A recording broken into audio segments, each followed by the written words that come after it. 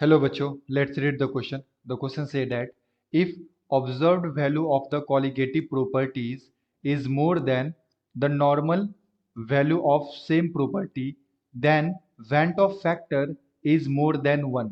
Okay, तो basically true false का question है बच्चों. हमें बताना है कि जो ऑब्जर्व्ड वैल्यू होता है कॉलिगेटिव प्रॉपर्टी का वो ज़्यादा है नॉर्मल वैल्यू से, तो वेंट ऑफ फैक्टर का जो वैल्यू होगा क्या वो 1 से ज़्यादा होगा.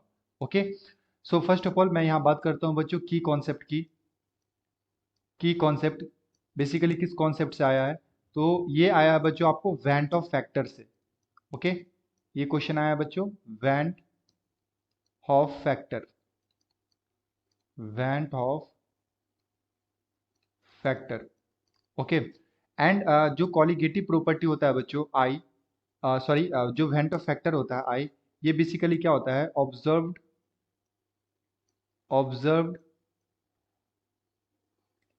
Number of particles divided by number of particles taken, or we can say that theoretical number of particles. Okay, and divided by theoretical number of particles. तो ये ऑब्जर्व वैल्यू जो है बच्चों ना, ये हमें क्वेश्चन में बताया जा रहा है कि ये ज़्यादा है, ठीक है, नॉर्मल से. यानी कि जो एक्चुअली में जो पार्टिकल्स आ रहे हैं, चाहे वो डिसोसिएट हुआ हो या फिर एसोसिएट हुआ हो, वो ज़्यादा है थ्योरेटिकल से. तो जब भी बच्चों ऑब्जर्व्ड वैल्यू ज़्यादा होता है, इसका मतलब ये हुआ कि जो हमारा लाइक जो भी हम लोग ने यहाँ पे सॉल्यूट को डाला था है ना सॉल्वेंट के अंदर, वो क्या किया है, डिसोसिएट किया है. डिसोसिएशन यहाँ पे हुआ है, डिसोसिएशन. ओके, और ये कब हम लोग बताते हैं, जब ऑब्जर्व्ड वैल्यू जो है वो थ्योरेटिकल से ज़्यादा होता है. ठीक है, सपोज दैट कि मेरे पास ए है और ए से कहाँ गया बच्चों, बी में गया है ना, एन मॉलिक्यूल्स ऑफ बी का फॉर्म किया. तो टी इक्वल टू जीरो पे इसका मैंने कंसीडर किया 1 मोल, तो इसका कितना फॉर्म करेगा, जीरो.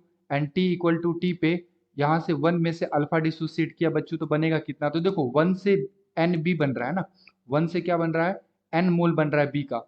तो बेसिकली यहाँ से अल्फा से कितना बनेगा, एन अल्फा. ओके, कितना बनेगा, एन अल्फा. तो ये जो t इक्वल टू टी पे हम लोग वैल्यू लिखते हैं बच्चों, यही हमारा क्या होता है, ऑब्जर्व्ड वैल्यू.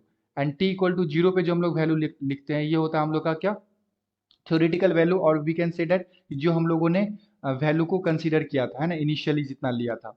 सो जो आई होगा बच्चों, ये आई क्या होता है, observe value that is 1 minus alpha plus N alpha divided by initial value यानी कि 1.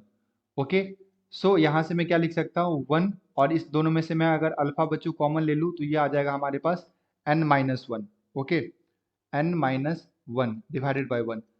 तो जब भी डिसोसिएशन होते हैं तो नंबर ऑफ पार्टिकल्स ज़्यादा होते हैं, यानी कि जो वेंट ऑफ फैक्टर है बच्चों, आई का जो वैल्यू आएगा वो हमेशा क्या आएगा, 1 से ज़्यादा ही आएगा. Okay, so this statement is true.